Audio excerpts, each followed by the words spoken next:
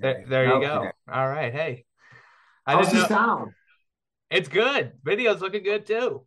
You look TV ready. So that's awesome. It's good to You see. look TV ready. Good to see you. Good to see you, buddy.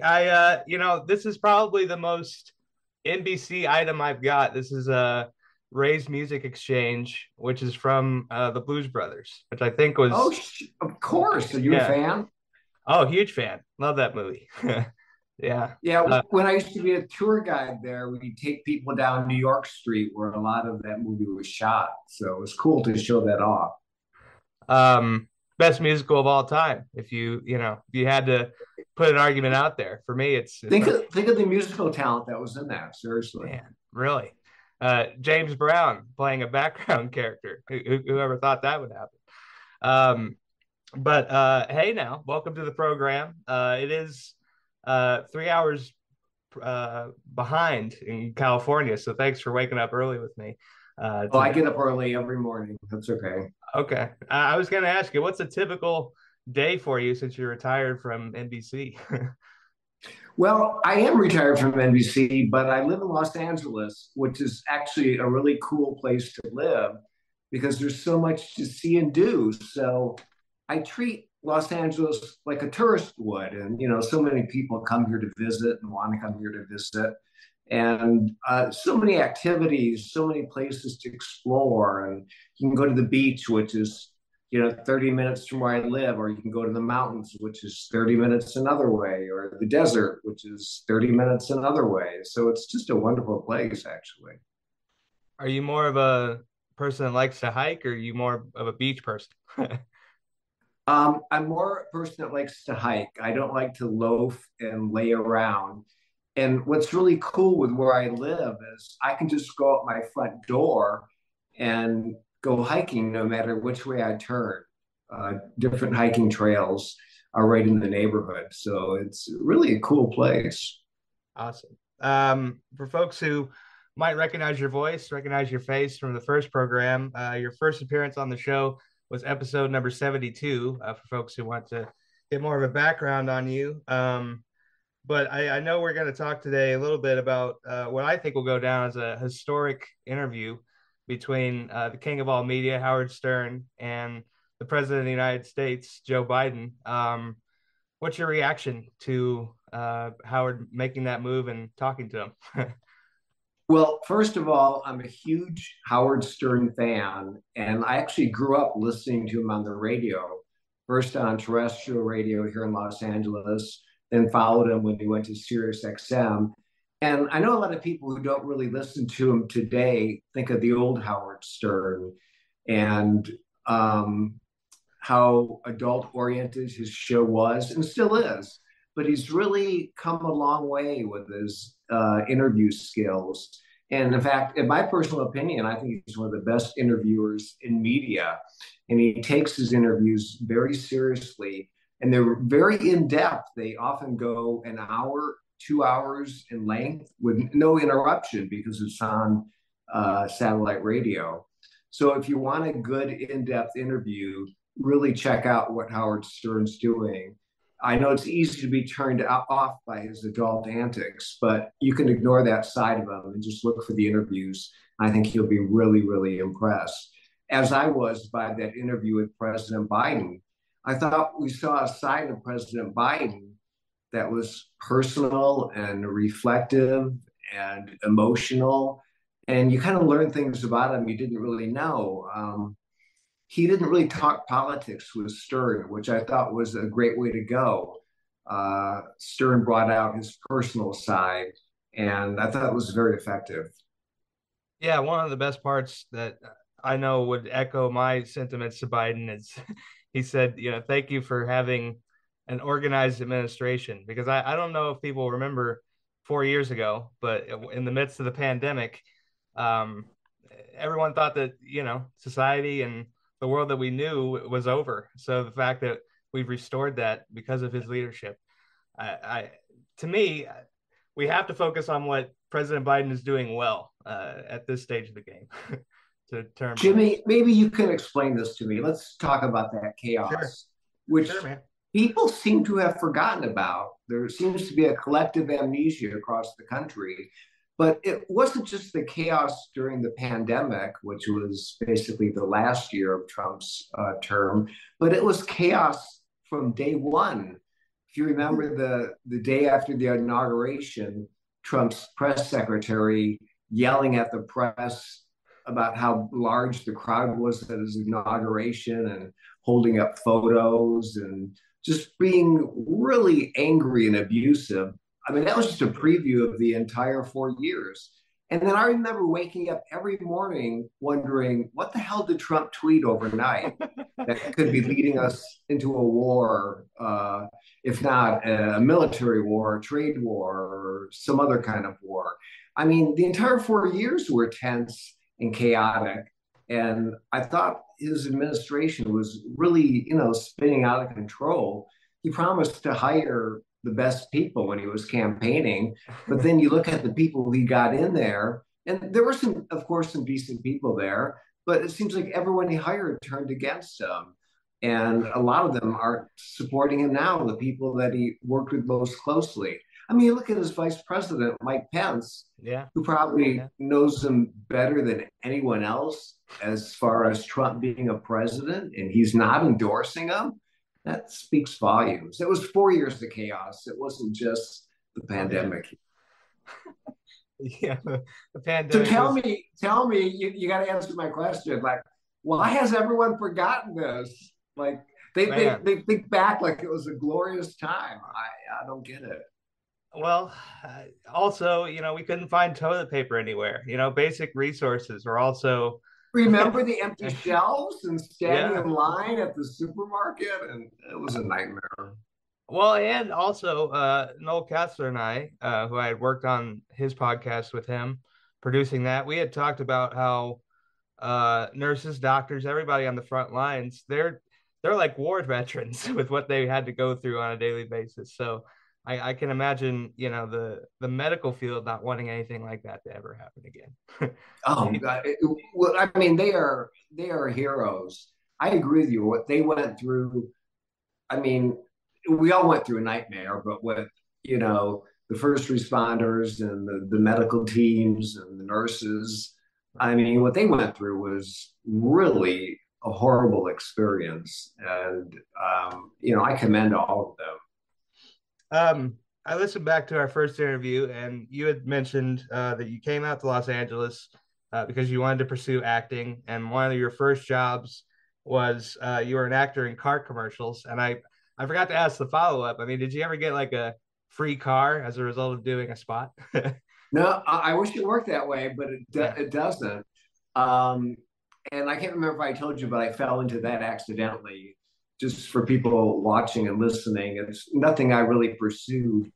I grew up in suburban Detroit, which, of course, where the car industry was headquartered, and I guess still is headquartered. And I was asked when I was in high school to be in an ad for Chevrolet, and then it just led from one thing to another. And a lot of the car advertisements came out of the Detroit area, so I kind of capitalized on that, and it paid for a lot of my college education, actually. Well, and the month of May is always a good time here in Indianapolis because the Indianapolis 500. That's right. I don't know if you're much of a car person, but have you ever attended that event to this point? I have not, and I would love to. And I'm a huge car enthusiast. I love cars. I love the sports cars. I think I got that from my dad. He always had the latest sports car. And I'm going to take you way back, but he got the Mustang 2+2 Fastback when it first came out. And it was in red. I'll never forget it. I'll never forget riding it with him. And he was so proud of it, and it was so exciting. And then when I was in high school, he got a Datsun 240Z, the classic sports car. And I remember I got to drive that car, and I thought my dad was like the coolest guy because he always had like the latest sports car, and Yeah. I got to benefit from that. So it was a great experience being a young person, and that passion for cars and the automotive industry has stuck with me. Yeah, that reminds me of my so my father's grandmother, so my great grandmother, she had Corvettes in the 1960s, so the real classic Awesome.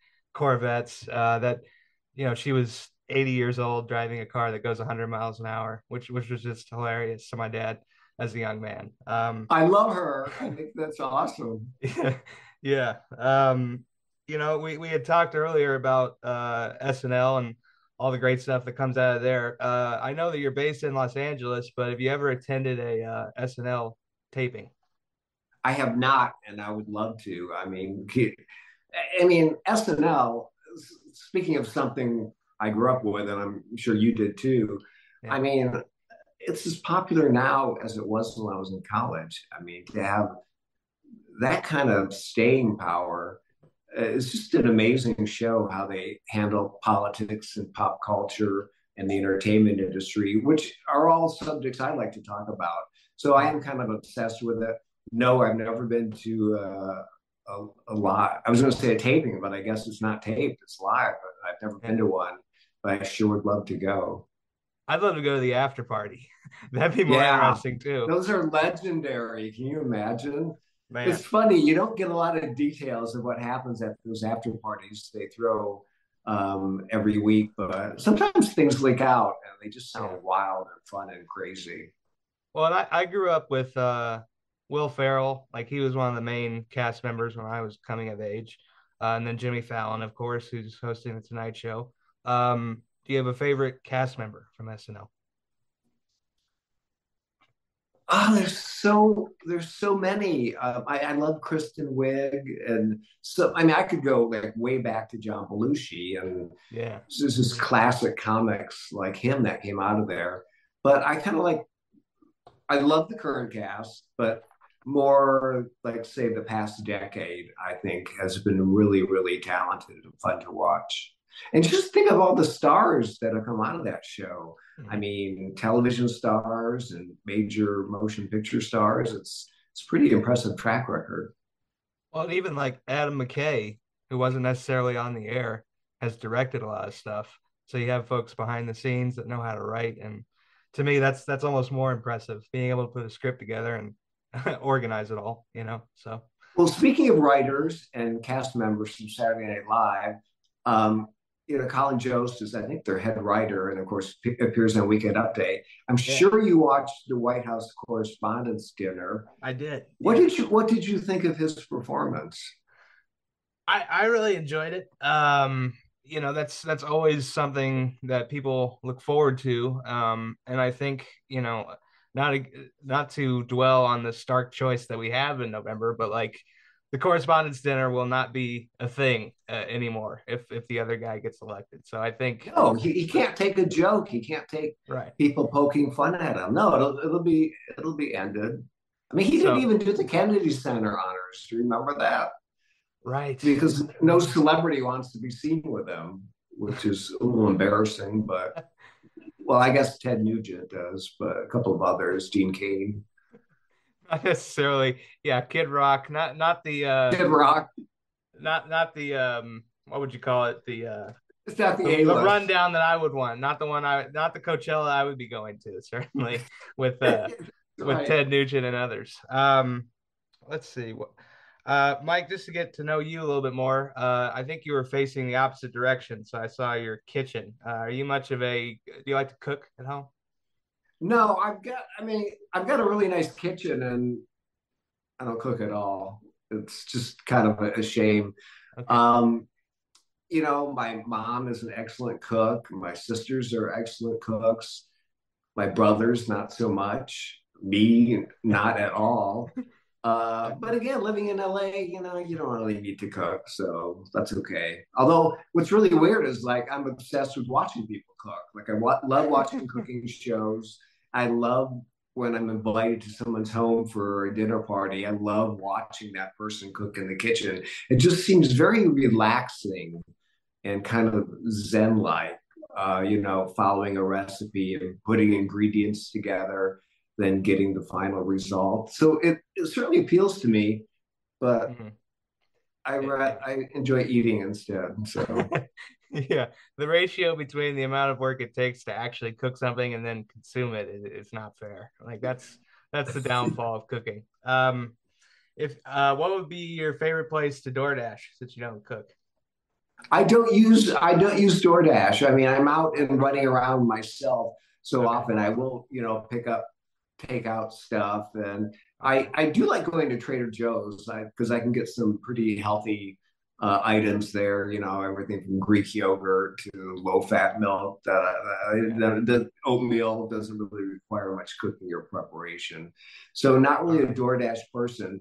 Where I live in the Hollywood Hills, you can get DoorDash up here, but by the time they arrive, you've moved on to something else. So, Okay. Um, more of like when I was on the radio and I was on a jazz station, and they would always say like, promote more local spots, don't promote Starbucks and chain restaurants. Are you more of a like chain person, or you're wanting to find that local spot? well, I am sucked into the Starbucks universe just Okay, because of the convenience of it. They're all over the place, of course.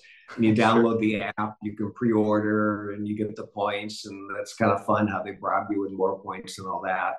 But I would prefer going to an independent coffee shop.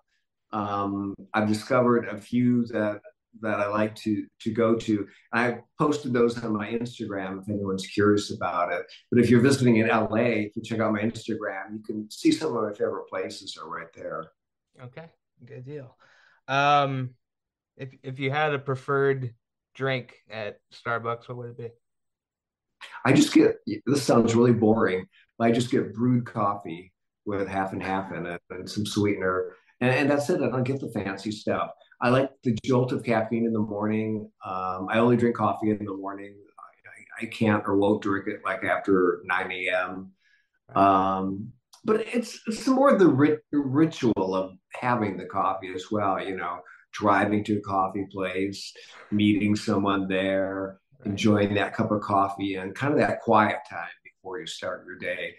So I would say I don't even really even like the taste of coffee that much, but I just like the experience of coffee. Mhm. So I'm sure there are others like that, and the coffee places kind of capitalize on it. But I need to like broaden my taste and like try some different things on the menu. But I look at the calorie counts of some of those drinks and I'm like, I'll pass on that and just drink the regular coffee. Um, and I know you are a guy, you're an exercise enthusiast. What's your kind of go-to exercise routine? I am. Well, I mentioned hiking, which I can do from my home or a short drive nearby. Some outstanding places like Runyon Canyon in the heart of Los Angeles, which is amazing, Yeah. steep hiking with spectacular views of the city. But I go to a gym, and there I do strictly weightlifting. I think it's really important, especially as one gets older, to do weightlifting and not just aerobic activity. So I combine the two, but I don't do aerobic activity or cardio at the gym. I do weightlifting at the gym and then the cardio basically just in my neighborhood. Um, I was listening to a clip of Conan O'Brien the other day, and he was talking about how his writers often move on to do something else, and one of them moved on to the World Wrestling Federation and ended up writing for The Rock. And up until this coming January, all WWE programming is on Peacock, and I didn't know if you had watched any wrestling growing up as a either in your childhood or now. No, not into it because, I found it at an early age that it was all staged and written and fake. So it just kind of never appealed to me Okay. because, especially years ago, it was kind of promoted like it was real. And then it was revealed that it was all fake, which becomes pretty obvious if you think about it. So I never got into it, never got interested in it. I don't like violence. I don't like seeing people throw each other around and throw each other down into the ring and Okay. beat each other up. I just don't find that appealing. Well, I bring it up partly too because that was one of the first times that the country got to know Donald Trump because the first Right. few the first few WrestleManias were at Trump Plaza, I believe, the first three, which again, and Vince McMahon is also under investigation for his own, uh, behavior. So that's a whole different story. Well, it's kind of let's talk about that. It's kind Yeah. of the circle that Donald Trump travels in. If you think about it, you think about the people he surrounds himself that have been investigated, charged, indicted, found guilty. It kind of should tell you something about his character. Something else about Donald Trump. You mentioned how he kind of got his start, hanging out with the World Wrestling. Um, and people ask me all the time when they look at my X or Twitter, they say, well, you promote yourself as a pop culture and entertainment executive, but why do you post so much about Donald Trump? And my answer to that is because to me, Donald Trump was and is a pop culture character. I mean, that's the world that he came from. I think he fell into the presidency. I think he just ran for president um, to market his name to even a bigger audience. I think he was as surprised as anyone else when he won the presidency. I think a lot of people were shocked. I think he was shocked too. And he's kind of like the dog who caught the car, and he didn't know what to do with the car after he caught it, and kind of fumbled his way through the 4 years. Um, so that's why I post about Donald Trump. I still look at him as a pop culture character. That's how he's looked at in Hollywood, which is where I live.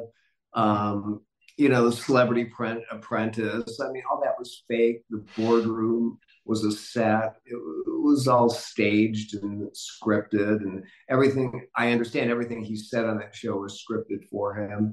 And he's certainly an appealing character. You look at him as an entertainer, not as the head of state, uh, then I think I'm comfortable with that. But people take him seriously, and he has rabid support out there, and I think you've got to respect that. Yeah, he's been in the You public sound con. you sound exasperated. Well, it's just like you said, It's man. exhausting, isn't it? Yeah, Exhausting he's been in the public consciousness forever. I wish that forever. he wasn't such a cash cow for all the networks. I wish we could unplug and not put so much oxygen toward him, but he causes so much chaos. You have to cover him. It would be a misjustice if you didn't. you know. It's always about him, and he knows how to drum up the publicity. I mean, he's a genius at marketing himself and what he has to say. I mean, you look at the "Make America Great" slogan. We just casually look at it as MAGA now. I mean, the branding of that has been phenomenal, and he's behind all that. So he really knows what he's doing as far as pushing buttons, marketing, and branding himself. And just with the trial that's going on now, I mean, the coverage I noticed all day appears it's going to be about that again. Yeah. Um, yeah, you're right. He sucks up all the oxygen in the room. He takes all the press attention. I'm frankly sick of him. I think a lot of people are. And I think it's starting to turn off people. I don't know. The polling suggests otherwise, but I guess we'll have to wait and see. Well, and I find it strange too that OJ had to pass in order for Donald Trump to go on trial. I find that very strange. I don't know. Do you have an opinion on the OJ thing? I was only a toddler when that whole thing was going on. Well, I remember it vividly. The Ford Bronco chase, the city came to a stop because it was right here in Los Angeles. And of Yeah. course, it was broadcast on all the networks, and everyone stopped what they were doing to watch. And then, of course, the trial was really the trial of the century. Mhm. It was obsessive TV viewing. I remember at work at Universal Studios, it was people had it on in all of their offices. And when the verdict came down, everyone came out of their office and their cubicle to gather around the TV to all watch it together. It happened in the middle of a workday. I'll never forget it. I mean, that trial captured the imagination of the American public. I think even much more so than this Donald Trump criminal trial is, probably because it was a murder trial. It involved a super famous celebrity. Younger people probably don't realize how big of a star O.J. Simpson was, but Yeah. not just on the football field, but I mean, he had starred in a bunch of movies and TV commercials and everything else. And then, he's accused of murdering his wife and his wife's friend, and the evidence seemed pretty solid against him. And, they were relying on the DNA evidence. I think everyone thought the verdict was going to be guilty. And I think the nation was stunned when he was acquitted. So that really, really captured, for you young people out there, really captured the imagination of the country. And a good synopsis of that whole thing is the five-part ESPN 30 for 30 for anybody that wants to get kind of an idea about that. And Robert Kardashian, that was kind of the beginning of like learning about the Kardashians and the start of reality TV. I mean, that was sort of the birth of that too, which It is cool. was the birth of that. I mean, OJ and Nicole Brown Simpson were friends with Robert Kardashian and uh, Chris Kardashian at the time, now Chris Jenner. So that kind of, sent the attention their way, and they kind of ran with that. So you're right. That's kind of the birth of the Kardashians as we know them today. Have you ever ran into them, the Kardashians? I have. I actually worked with them.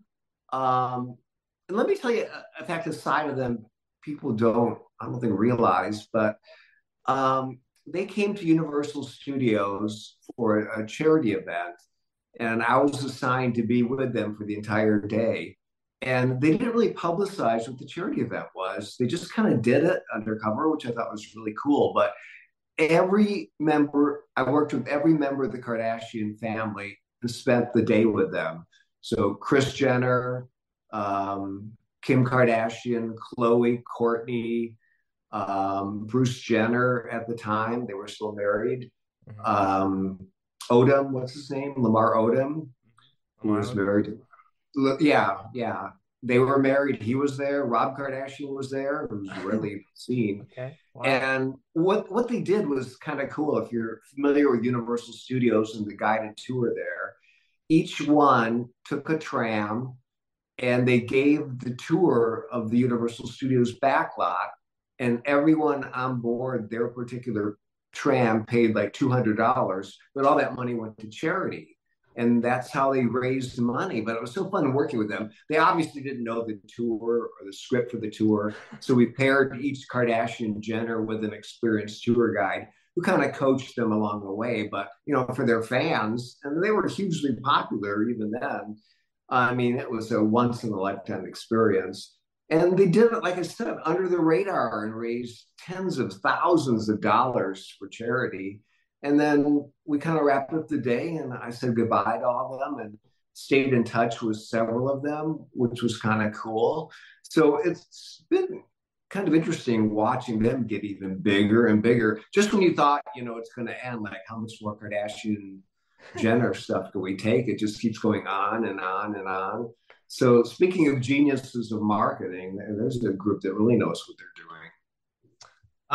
That was another thing I was going to ask you about. I think that it would be certainly a fun job to be a tour guide on one of those tours, but what qualities make up a good tour guide in your opinion?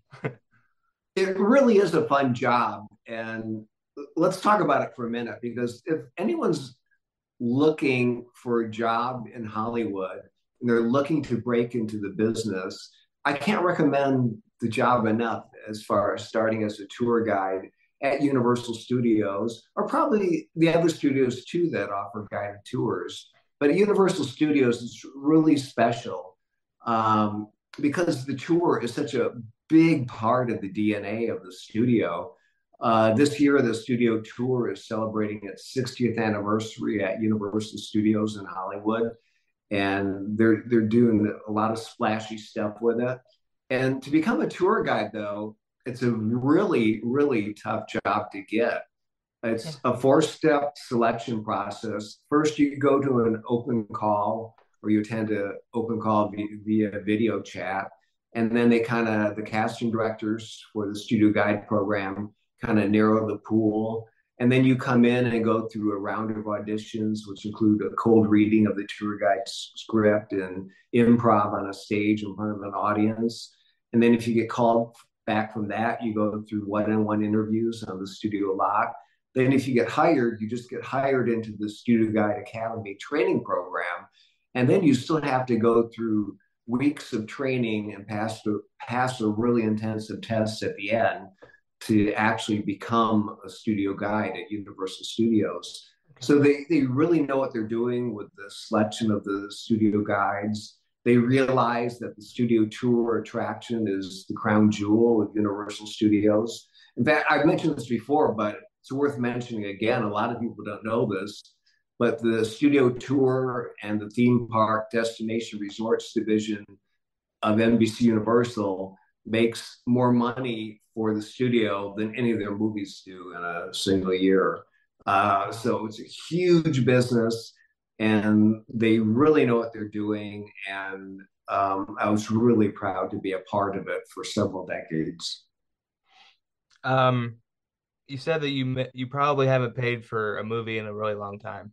What's if you True. remember what was the last one you paid for? Wow, I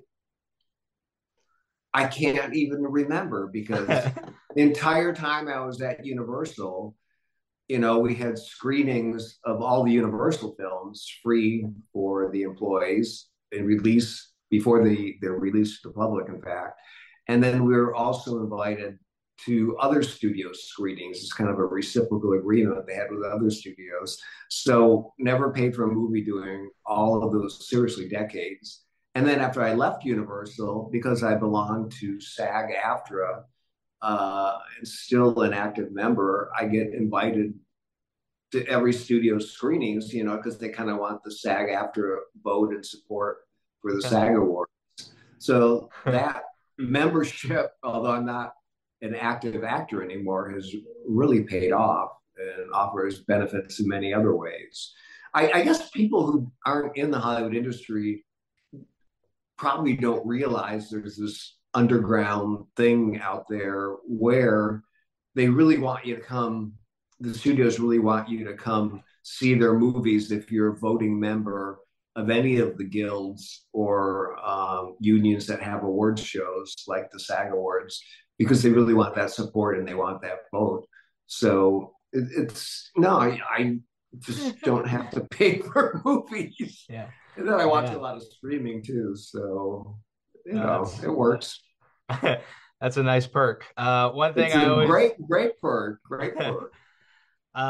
one thing I always remember and look forward to when I went to the movie theater was the concession stand and snacks. Like if you got your choice of a concession stand, like what are you picking?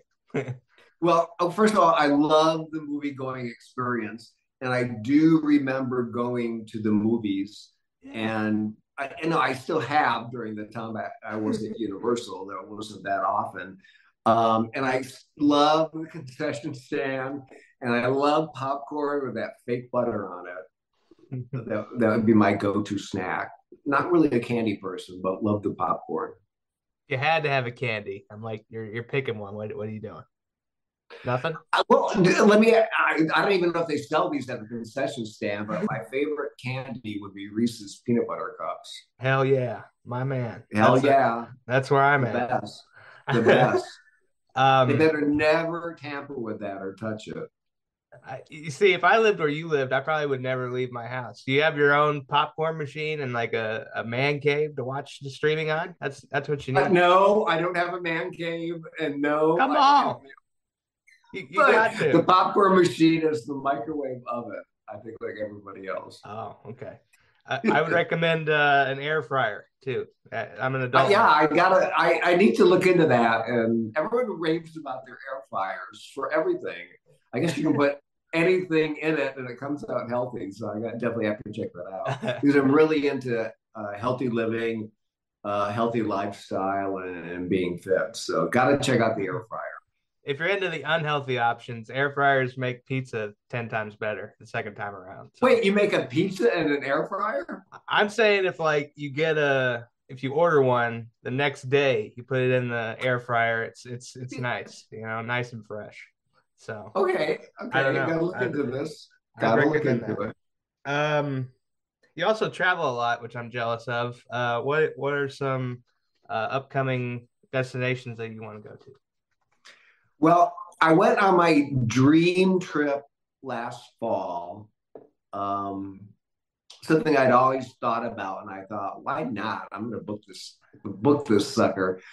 And let me tell you about that, and tell you why that's going to be hard to top this coming year. But what I did was I flew from Los Angeles to Honolulu, and I stayed 3 days at the Royal Hawaiian Hotel on Waikiki Beach. And people say, like, well, why did you pick that hotel? And the reason is I went to college at University of Hawaii, and we used to go down to Waikiki Beach to study, and we would always lay out in front of the Royal Hawaiian Hotel, otherwise known as the Pink Palace. People may know it as that. And I said to my college buddies, I go, one day I'm going to stay at that hotel because it was like really expensive and first class and still is. And they're all like laughing, like, yeah, you're never going to be able to afford that. So when I booked this trip, I thought I'm staying at the Royal Hawaiian Hotel. And I did, and it exceeded expectations. Just the history and the spectacular setting was amazing. And I was there 3 days, and then I boarded a cruise ship in Honolulu and cruised to three different Hawaiian islands. And then the cruise ship continued and crossed the entire Pacific Ocean. We were at sea for 7 days, 7 days Wow. without seeing any land. And I thought, how are you going to survive? And you know what? I loved it. The relaxation, the beauty of being in the open ocean. And thankfully, we had really good weather and calm seas and clear skies the entire 7 days. And it was an amazing, amazing back to nature experience. And then we crossed the equator, excuse me, and arrived in French Polynesia. And then the cruise continued to Bora Bora and Moorea and the main island of Tahiti. And then I flew back to Los Angeles from there. So it was a 28-day trip, really the trip of a lifetime. So I'm just thinking about where I'm going to go this summer. I might Yeah. do something like really quiet and just go to my brother's vacation house in northern Michigan, where I've been before, and just kind of chill on the lake and again enjoy the beauty of nature. Um, I hope it's not a letdown, but I No. think that would Yeah. be I think that would be really, really relaxing after I took my dream trip last fall. After hearing that adventure, I'm just spent hearing the account of it. So I can't imagine you were probably tired getting back. I mean, what was there a difference in time zone where your body had to adjust a little bit?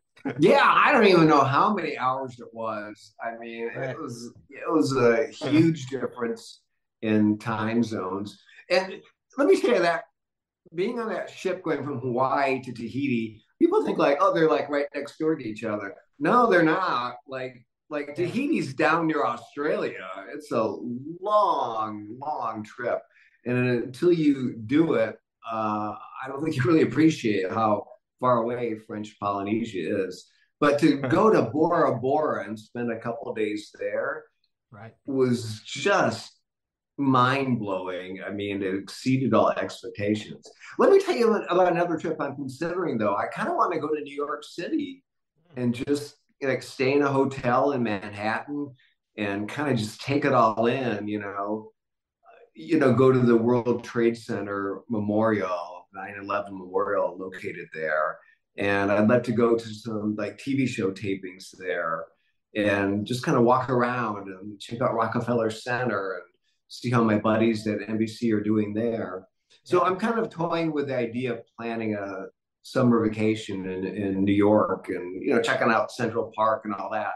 So if anyone has any recommendations, send them over on Twitter, and I'd love to hear them. If you'll indulge me too, I'm a sports fan. You're a Huge. huge sports fanatic. I cannot keep up with you. Yeah. And I'm a huge LeBron James fan, have been since the time he started in the NBA. The Lakers just got eliminated from the playoffs. I wanted to know, have you been to a Lakers game at the Staples Center? I have, and you're gonna hate me for this. Not because I was a fan, but I have been and am given free tickets to it just through the What? people I know. Like Oh, wow. That's cool. sportscasters at NBC will, set up tickets for me. So I can like go to any of the pro games. I just need to call one of my buddies at the network and they just like, sure. And they just, they all have access to house seats and they're usually free and, outstanding seats. Yeah. The LA Kings, that's the hockey team, right? Yes. Yes, it Yeah, is. True. okay. Yeah. Yeah. Okay, growing up in Michigan, of course, you're kind of into hockey, or my family was, and they would take me to Red Wing games in Detroit. And I wanted to impress a couple of friends by taking to LA Kings game. So I called one of the local sportscasters in Los Angeles. He was, "Oh, I got the best seats for you," and set them all up. We were right behind the glass, which was Okay. the most amazing experience, especially when the puck hits the glass and all the players pile into it, and you're like really just like 2 feet away, and everything's shaking and rattling, and you think your life is on the line. I guess you're safe, but a great experience. I don't really follow the local teams. I'm kind of aware of them and Yeah. how they're doing, but it's just a blast going and watching live professional teams do their thing. I mean, how impressive is that? And how lucky we are when we have the opportunity to do that. Well, I'm only asking this because Wayne Gretzky actually got his start here in Indianapolis before he went on to the NHL. Started here. When you went to the LA Kings game, was this around the time that he would have played for the Kings, Wayne Gretzky? No, what years was that? Do you know? Probably the 90s. And that was another 30 for 30. That's why it popped in my head. Another documentary about that. Yeah, this is way after that. Yeah, Okay. no, I don't Okay. think he was playing. But I'll date you. Do you know who Gordie Howe is?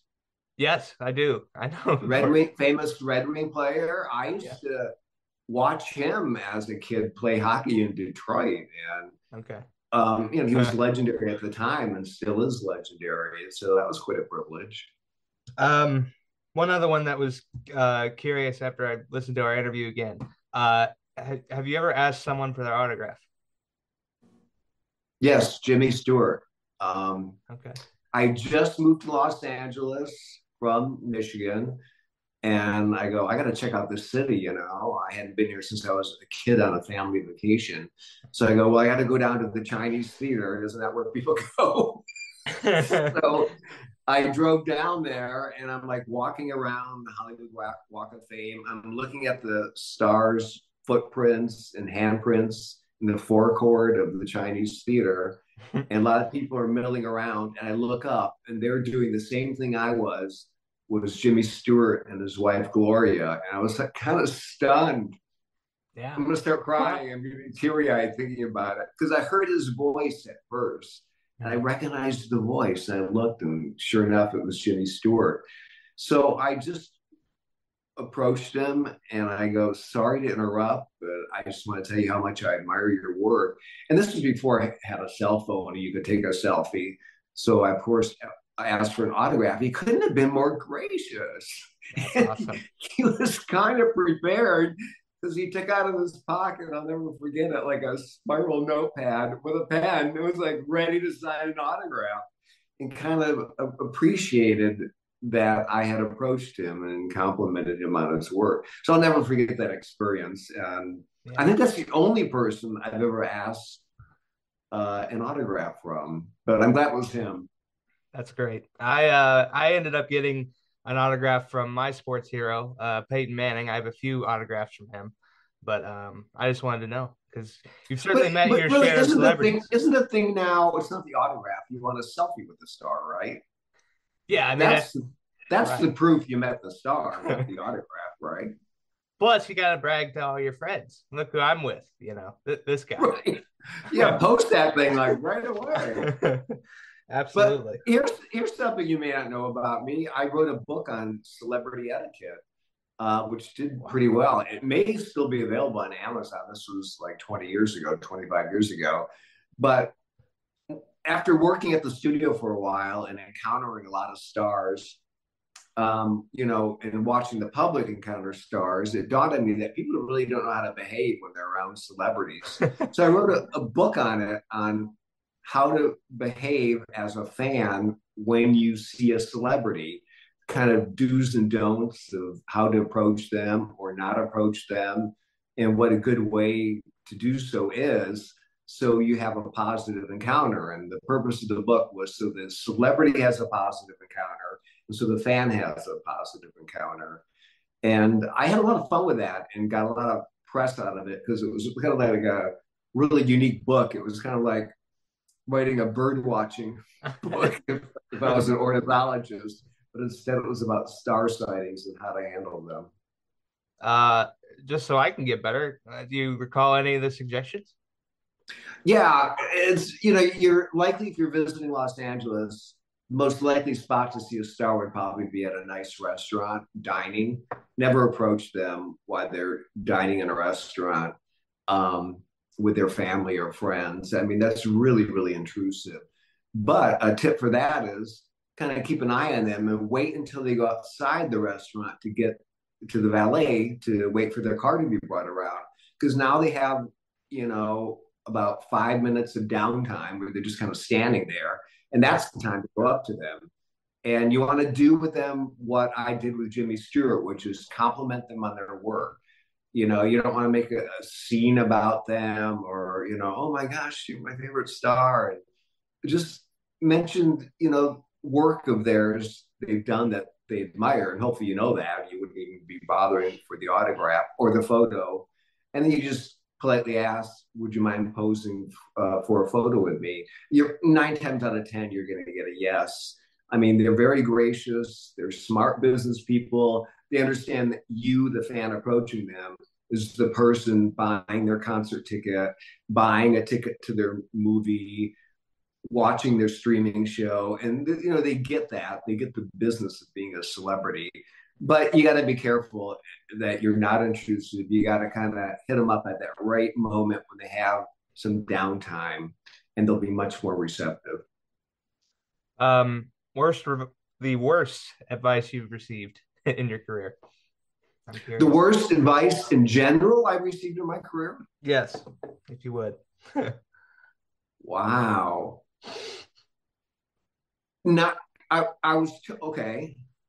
I was told once by a boss, you coddle the employees at Universal too much. You got to be tougher with them. She was telling me I was being too nice to the people who reported to me. I thought that is really lousy advice. And I didn't follow it. I continued to coddle her words, the employees that reported to me. And I outlasted her tenure there by probably 20 years. Not soon after that, she was let go, probably for giving out really lousy advice like that. So, what I learned from that is follow your instinct. I mean, I, as a manager in the executive ranks, knew what she was saying was wrong. So, I chose not to follow. It wasn't just her advice, it was her directive. I thought, no, that can't be the right thing to do. And I didn't do it. And sure enough, she was let go for being a poor manager. So, Yeah. Um, advice for anyone who's dealing with a corporate takeover. In the last interview that we did, you said you survived, I think, 5 takeovers. five, five. Be flexible. It's going to happen where you work, a lot of places where people work. I never believed it would happen to me 5 times during the decades that I was at Universal Studios. We had 5 corporate owners. Um, Comcast, I was there for the Comcast years, owns it now, and they're still the owner, so they've had it for quite some time. And it's kind of a match because Comcast is in the business, they know what they're doing. But one corporate owner was the liquor company Vivendi, which owns the Seagram liquor brand and Absolute Vodka. And like, what do they know what they're doing? So if it happens to you, be flexible and understand when a new company comes in and takes over your current company, They're going to want to bring their own executive staff with them, be ready to change your style of management, still following your gut, Mhm. and roll with it. And be nice, be kind. They want to learn. So if you can help them with that, the ins and outs of the company as it is, that's what they want to learn. Okay. So be flexible with them and understand that management styles are different. Vivendi was a French-owned company. We were owned by a Japanese company when I was there, the Panasonic company. Their management style is different than an American company would be. Just kind of roll with it. Stay flexible at work. If you want to be successful at work, you got to be flexible all the time Mhm. and know that management direction is going to change. Even if it's the same corporate owners, they may decide to change direction. If you want to stick with that company, you kind of got to go with the vision of that company. Um, are there any new goals that you're working on that we can document here for next time? Oh, you got to check back with me, so I got to get this This is right. this is the second checkup so far. So yeah. Get the second checkup. Yeah. Um, If not, just keep living. I don't know. I just want to see. yeah, I'll tell you my goal. My goal is to, and I'm using my voice and especially on social media to help do this. But my immediate goal, and it's only 6 months away, is to make sure that Donald Trump never sets foot inside the Oval Office again. So Yeah. that's my immediate goal. And that's kind of what I'm focused on. And I think everyone has a voice in this. Um, my siblings kind of go, well, you're putting yourself out there a lot on social media. Aren't you getting in trouble? And I'm like, yeah, the MAGA trolls come after me all the time. But that's okay. You just kind of ignore it. I mean, and then I say to my siblings, well, maybe you should put your voice out there if you're so concerned about democracy. I mean, I think anyone who's concerned about democracy and the direction of the country and the future of the country should be putting themselves out there right now. This is the 6 month period to do it. It's only 6 months, Mm. which in a lifetime is a very short amount of time. So I'm urging everyone watching and listening to make yourselves heard, and urging you to join me in the goal of making sure Donald Trump is defeated in the 2024 election. Absolutely. And I'm not trying to scare people, but no one's coming to save us. We have to save ourselves from Yep. this guy. Yeah, I agree with you, Jimmy, so much. Yeah. People are going, well, if he's found guilty in the current court case, we're not going to want to elect Nope. a convicted felon as a country. And I'm going, no, no, no. Even if he's in jail, his supporters are so enthusiastic. Yeah. Don't count on the court systems to knock him out. It's like you said, it's up to us and each of us and our vote. We, the people, can do it. So it's time to rally behind that.